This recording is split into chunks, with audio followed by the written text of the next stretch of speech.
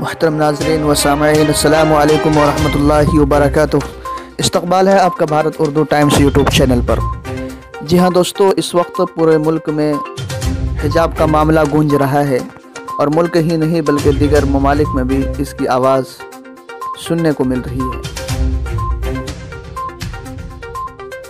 کرناٹک حجاب کا معاملہ پورے ملک میں گونجنے لگا ہے۔ ایک مرتبہ پھر سوئی ہوئی قوم کو ملک کی زعفرانی سرکار نے جگانے کا کام کیا ہے۔ حجاب معاملے کو مدعا بنا کر خوب میڈیا ٹرائل کیا جا رہا ہے۔ شام ہوتے ہی ٹی وی چینلوں پر 4-5 مرغے بلائے جاتے ہیں اور اس پر بحث کی جاتی ہے۔ گودی میڈیا، جنہیں ملک میں بڑھتی مہنگائی، بے روزگاری، بھوک مری پر زبان کھولتے ہوئے زور پڑتا ہے، مگر جب ہندو بنام مسلم کوئی ایشو دکھائی دیتا ہے تو پورے زور و شور سے اٹھایا جاتا ہے۔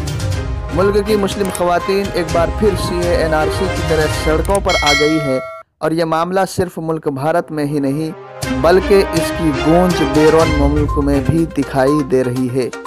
گزشتہ روز پنجاب میں شاہی امام پنجاب کی قیادت میں ہزاروں خواتین و سکھ بھائیوں نے احتجاج کیا اور حکومت کو جھنجھوڑا۔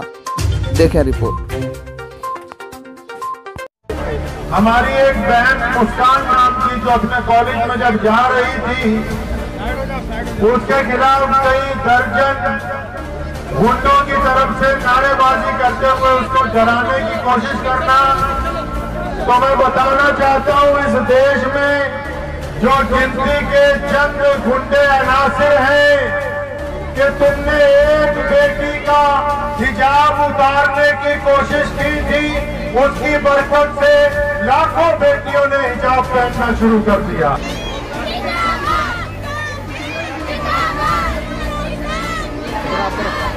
نعرہ تکبیر! نعرہ تکبیر! نعرہ تکبیر!